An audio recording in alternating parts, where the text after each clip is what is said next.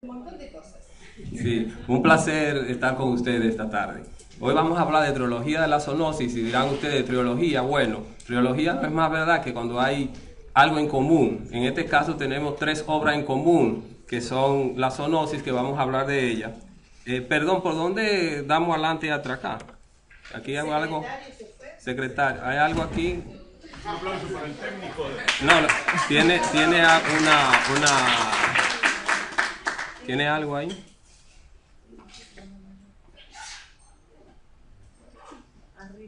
No, ahí sí, hay que darle aquí de nuevo. Vamos acá entonces.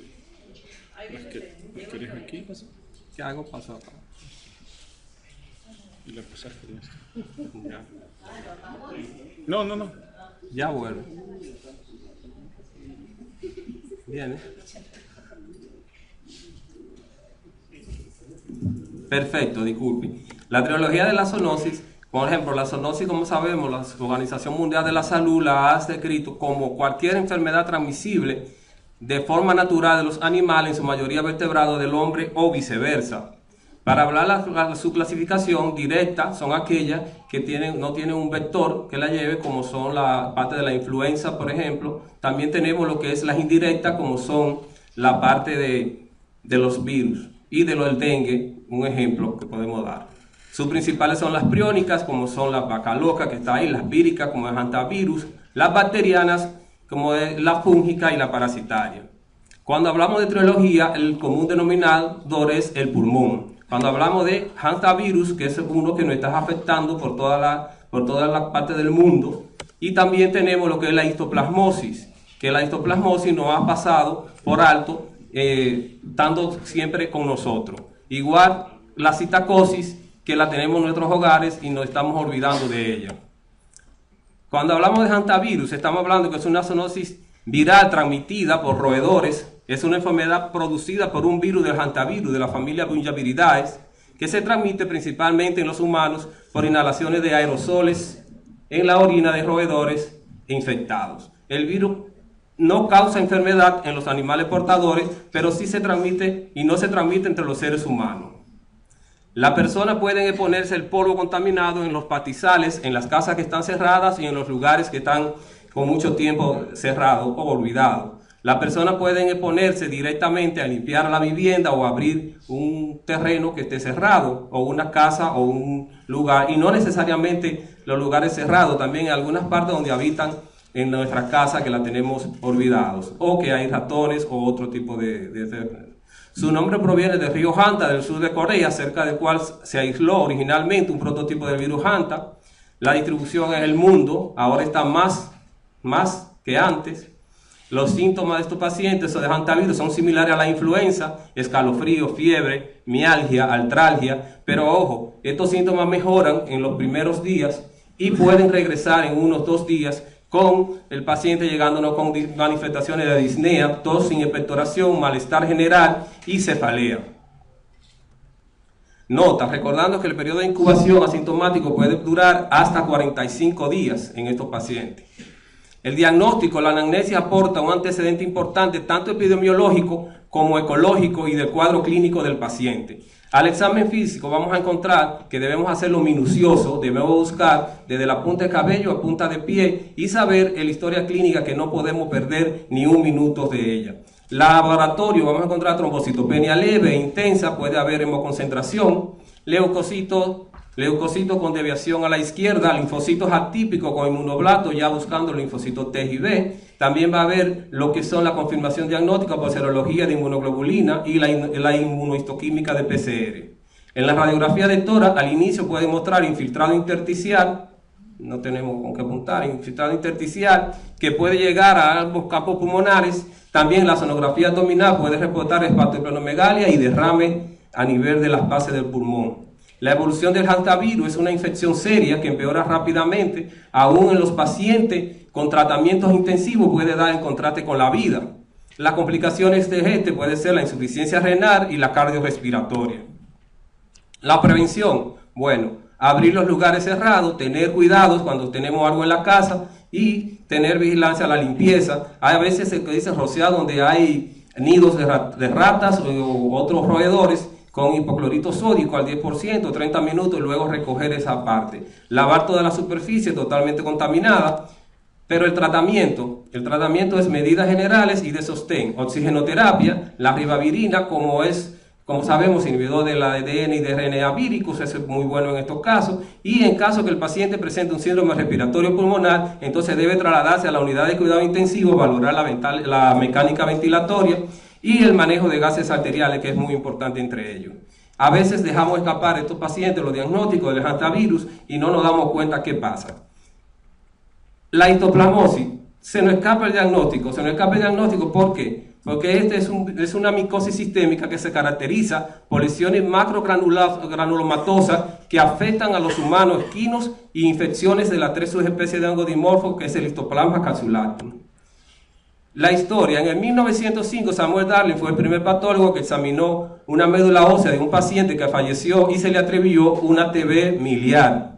Asombrado de encontrar que pequeños cuerpos, en la mayoría intracelulares, pensó que era una especie de leishmania. Por eso le dio el nombre de Histoplasma capsulatum.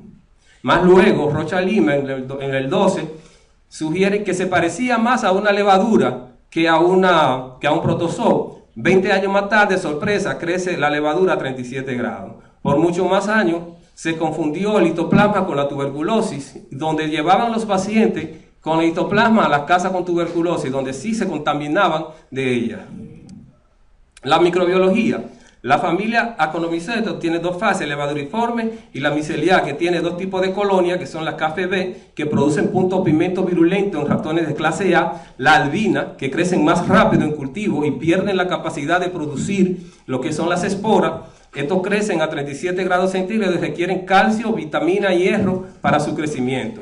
El calcio se une a lo que es a la proteína para ayudar a la síntesis de esta. Hay 2 tipos de conidias, que son las macroconidias largas ovoides, que pueden medir de 8 a 15 micras, y estas son delgadas como son los tuberculomas. También está la micronidia de 2.5 micras, que son más infectantes por su tamaño y llegan más fácil a lo que es al alveolo pulmonar. La epidemiología de ella es prevalente en todos los Estados Unidos, América, Asia, países tropicales y subtropicales. Hay muchos países que le estamos pasando inadvertida, pero ahí está. El contagio es por los aerosoles. Y la fisiopatología y la inhalación de la micronidia, estas llegan a los alveolos donde son envueltos por los macrófagos. Allí se transforma la levadura en germación, depende de la disponibilidad de calcio y hierro con el macrófago, donde allí está la activación de neutrófilos con la levadura, que crecen y se multiplican dentro del macrófago inactivo, usando como transporte para ir a los ganglios linfáticos. Más luego, 2 semanas después, puede venir lo que son los linfocitos, producen el interferón para ayudar a los macrófagos a distribuir el histoplasma, interviniendo la interleuquina 12 y el factor de necrosis tumoral alfa. A nivel pulmonar, es una infección primaria aguda con un periodo de incubación de 7 a 21 días, 14 días promedio, 90% se reconoce asintomática o simulan un resfriado común. Las edades extremas y los pacientes inmunocomprometidos, como siempre, tienden a tener más predisposición por la diseminada. La clínica es una cefalea, fiebre, escalofrío, tos seca, crepitante a la auscultación, dolor torácico, adenomegalia mediastínica, dolor pleurítico, no es tan común, la hepatoesplenomegalia y la astenia y la mialgia. La afección pulmonar por lo general se resuelve en algunos días, pero puede persistir por semanas. Y se puede acompañar de síntomas reumatológicos como son la artralgia y los eritemas nodosos y multiformes. Dentro de la historia de la histoplasmosis debemos tener en cuenta los tipos, que son la reinfección aguda, también la histoplasmosis crónica pulmonar, la histoplasmosis diseminada, la histoplasmosis ocular, de la cual hablaremos de 2 de ellas. El diagnóstico debe ser la historia clínica, como siempre, completa, ya que es difícil diferenciarla de los procesos neumónicos. El hemograma normal tiene un 30% de leucocito, leucopenia, una fosfatasa alcalina que va a estar elevada. El 6% pueden presentar pericarditis, generalmente refieren a antecedentes de una infección pulmonar 6 semanas antes, y vamos a encontrar frote pericárdico, cardiomegalia, y puede haber elevación del segmento ST en estos pacientes. En estos casos debemos hacer diagnóstico diferencial con sarcoidosis. Los pacientes luego de sano, que ya están curados, pueden quedar cavitaciones calcificadas, tanto en vaso. En estos casos se debe pensar en tuberculosis conjuntamente con la histoplasmosis.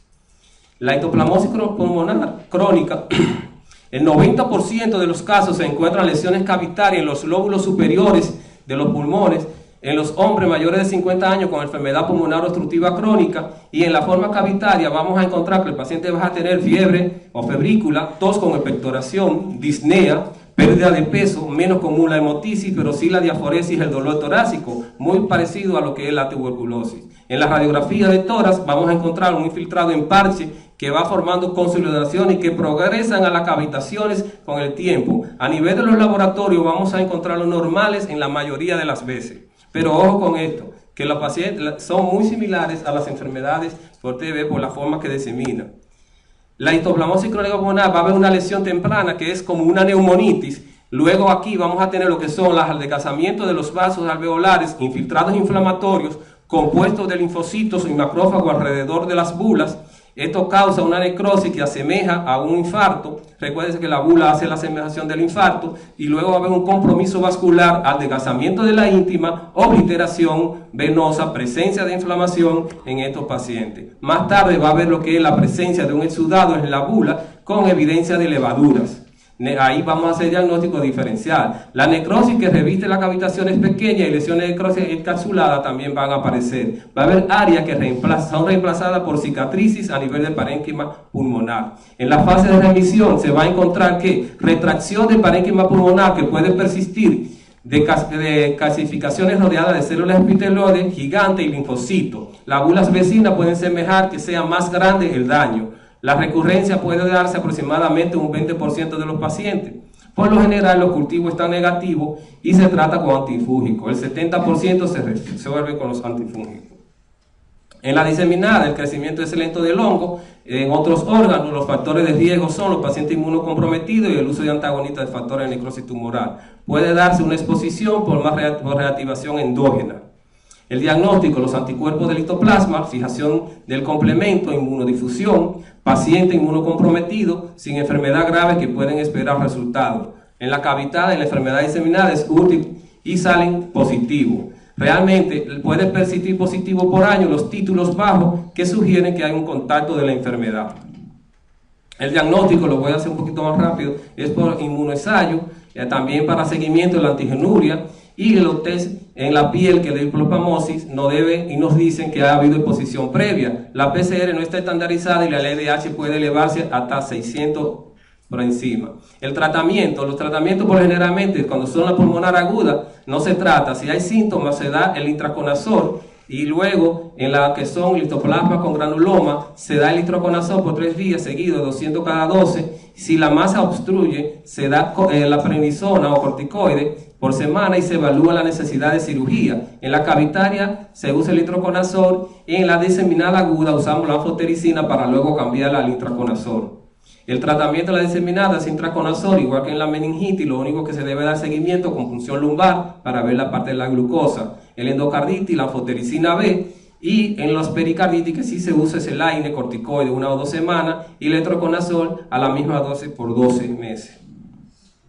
Cuando hablamos, cuando hablamos de citacosis, que decimos en busca de ella, es porque la tenemos en nuestros hogares. En la enfermedad pulmonar sistémica adquirida a través de aves citacígenas, como son las palomas, patos y otras, la es causada por una clamidia citasis, una bacteria intracelular obligada.